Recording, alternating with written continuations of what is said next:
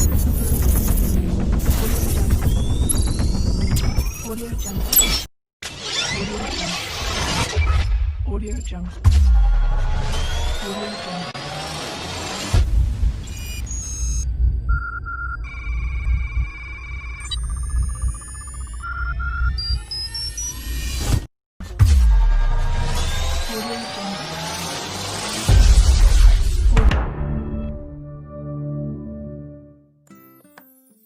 If you are thinking of making your own Ethernet network in your home or office, well, you can start that by having network cables.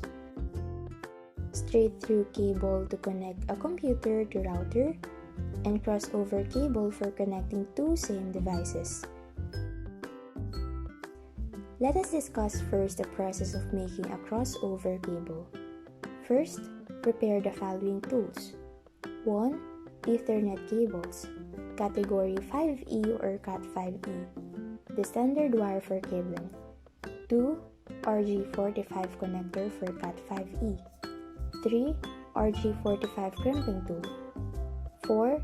Wire cutter, stripper, or pliers. 5. Ethernet cable tester.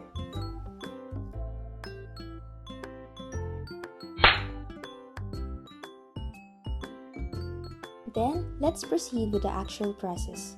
Step 1. Start on one end of the cable. Using the stripper, strip the cable jacket off for about 1 inch. Too long stripped wire is not suggested because we are avoiding the instance of plastic sleeve not reaching the inner side of the RG45 connector.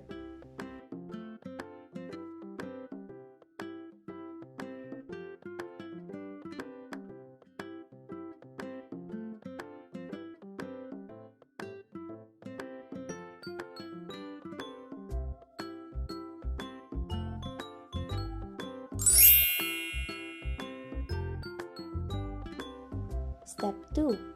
Spread the wires, untwist the pairs, and arrange the order of the wires. It can be a T568A or T568B.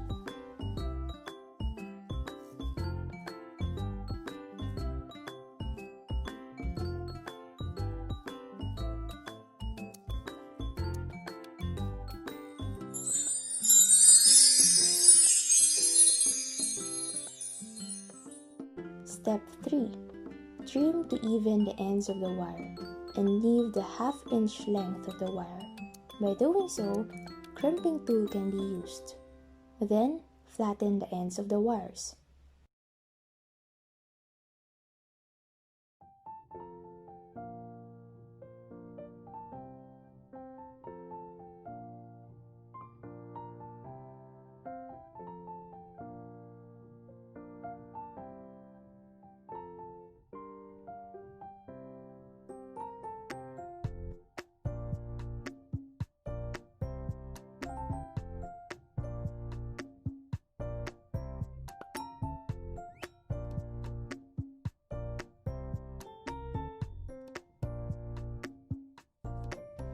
Wires are arranged as T568A.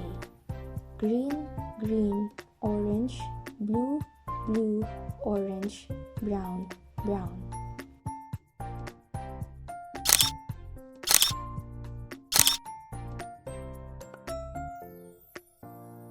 Step 4. Hold the RG45 with a clip facing down or away from you. Then push the wires into the plug. Make sure that the tip of the wires can reach the end of the RG45 connector. Step 5. Check the order of the wire. With the clip facing down, pin 1 is on the left and brown wire is on the right.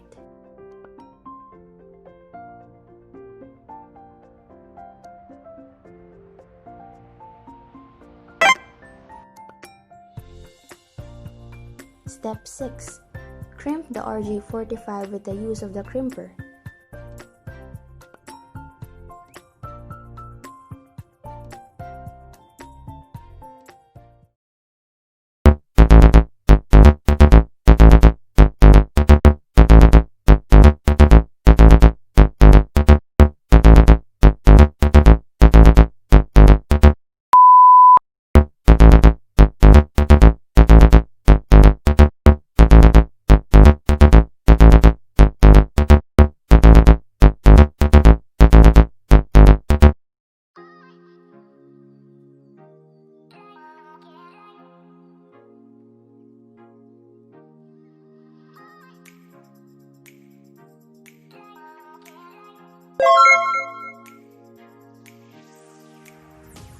Step 7.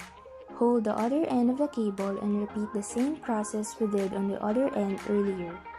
Strip the cable, spread the wire, untwist the pairs, and arrange in order, and trim and flatten the ends. Push the ordered wires into plugs with the clips connector facing down, and crimp the RJ45. The only difference is the arrangement of the wires. If we made the other end a T568A, now we will create this end as T568B with the color order of orange, orange, green, blue, blue, green, brown, brown.